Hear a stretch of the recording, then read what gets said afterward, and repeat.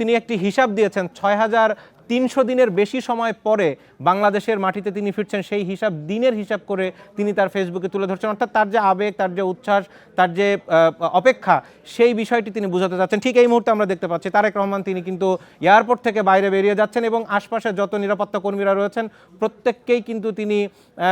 যতটা সম্ভব তাদেরকে অ্যাড্রেস করছেন, তাদেরকে সালাম দিচ্ছেন, দূরে যারা আছেন তাদেরকে হাত উঁচু করে অভিবাদন জানাচ্ছেন।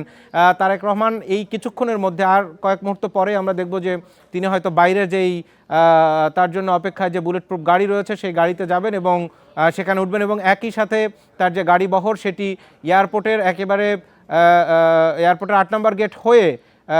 সেটি কিন্তু এয়ারপোর্টের যে মূল সড়ক সেই সড়কে আসবে এবং সেখানে হাজার হাজার নেতাকর্মী তারা হয়তো তখন অনেকে তাকে দেখার সৌভাগ্যও হতে পারে অথবা সরাসরি তাকে দেখতে বা তার বক্তব্য শুনতে একেবারে যেই সমাবেশ স্থল সেখানে যেতে হবে।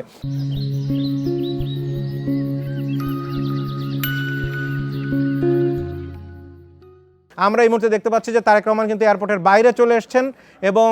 সেখানে হাস্যোজ্জ্বল তার যারা সেখানে নিরাপত্তার দায়িত্বে যারা রয়েছেন তারা বেশ উৎফুল্ল আমরা দেখতে পাচ্ছি এবং একই সাথে তারা খুবই সতর্ক কিন্তু। এবং এই জায়গায় এটি একেবারে এয়ারপোর্টের বাইরে ৮ নম্বর গেটের বাইরে ভিভিআইপি লাউঞ্জের বাইরে আমরা সেই দৃশ্য কিন্তু দেখতে পাচ্ছি। আমরা বাংলাদেশের বাইরে, আমরা বিশেষ করে এয়ারপোর্টের বাইরে, অর্থাৎ তারেক রহমান বাংলাদেশের মাটিতে জুতা খুলে তিনি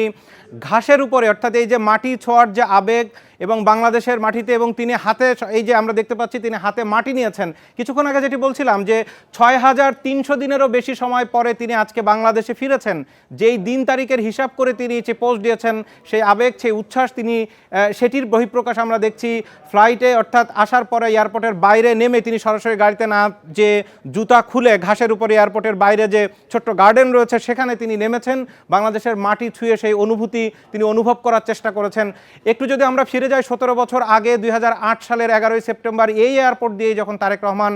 লন্ডনে যাত্রা করেছিলেন, সেদিন তিনি ছিলেন হুইল চেয়ারে এবং সেই সময়ের তারেক রহমান আর আজকের তারেক রহমানের ভেতরে অনেক ব্যবধান। তিনি বিশ্লেষকরা বলছেন, তার বিএনপির রাজনীতি যারা বিশ্লেষণ করেন, বিএনপির রাজনীতিকে যারা ফলো করেন তারা বলছেন সেই তারেক রহমান আর এই তারেক রহমানের মধ্যে অনেক পার্থক্য। বাকিটা এখন দেখার বিষয় রাজনীতির মাঠে পরবর্তী বিএনপির রাজনীতি, দেশের রাজনীতি কোন দিকে নিয়ে যান তারা সেটার উপরে। দেখুন এই মুহূর্তে কিছুক্ষণ আগে আমরা যেটি দেখছিলাম সেটি একটি এক্সক্লুসিভ মুহূর্ত। তারেক রহমান এয়ারপোর্ট থেকে বেরিয়ে তিনি বাংলাদেশের মাটি একেবারে আক্ষরিক অর্থেই তিনি জুতা খুলে মাটির উপরে দাঁড়িয়ে ঘাস ছুঁয়ে হাতে মাটি নিয়ে সেটি তিনি অনুভব করছেন। তার নেতাকর্মীরাও যে আবেগ, যে উচ্ছ্বাস, তিনিও বাংলাদেশে ফিরতে পেরে কিন্তু আমরা তাকে দেখেছি এবং এই দৃশ্য আমরা আরও কয়েক ঘন্টা আগে থেকে দেখেছি যখন বাংলাদেশ সীমানায় তার ফ্লাইটটি ঢোকে এয়ারপোর্টে, ফ্লাইটের বাইরে তিনি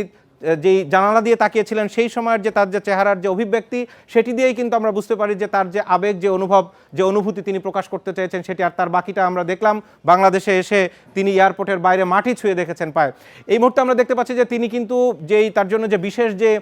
বাস, এটি বাস, তার জন্য যে বিশেষ জিপ যেটি ছিল তাতে তিনি ওঠেননি, এখানে অন্য নেতাকর্মীদের সাথে নিয়েই এই বুলেট প্রুফ যে বাস সেটিতে করেই কিন্তু এই মুহূর্তে তারেক রহমানকে বহনকারী যেই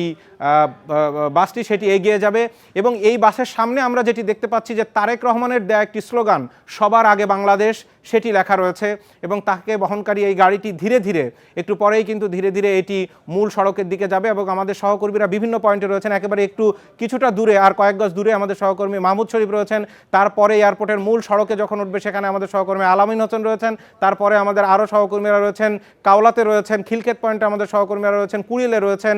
এবং সমাবেশ স্থলে রয়েছেন, এভার কেয়ারে রয়েছেন যেখানে পরবর্তীতে তিনি তার মাকে দেখতে যাবেন। সুতরাং এই প্রত্যেকটি জায়গায় আমাদের সহকর্মীরা রয়েছেন এবং সেই দৃশ্য আমরা একে একে করে দর্শক আপনাদেরকে দেখাবো। আজকে পুরো দিন জুড়ে বাংলাদেশে, বিশেষ করে বিএনপির জন্য এই যে ঐতিহাসিক দিন, সেই দিনটি আজকে গণমাধ্যমের সবচেয়ে সারা দিন জুড়েই কিন্তু এই খবর তারেক রহমান ফিরছেন এবং কারণ তার এই ফেরা নিয়ে বিশেষ করে লন্ডনে প্রধান উপদেষ্টার সাথে তার যখন বৈঠক হয় সেই বৈঠকের পরের থেকে এবং যখন তার সমস্ত মামলাগুলো থেকে তিনি খালাস পান তারপর থেকেই কিন্তু এই প্রশ্নে এই অপেক্ষা ছিল যে কবে তিনি ফিরছেন, কেন এখনও ফিরছেন না, ফিরতে বাধা কোথায়, নানান প্রশ্নের উত্তর শেষ করে আজকে তিনি ফিরেছেন এবং বাংলাদেশের মাটি ছুঁয়ে দেখেছেন এবং বাংলাদেশে সর্বশেষ এয়ারপোর্ট থেকে বেরিয়ে এখন সমাবেশ স্থলের দিকে তার গাড়ি কিন্তু যাত্রা শুরু করেছে, সেই দৃশ্য আমরা দেখতে পাচ্ছি।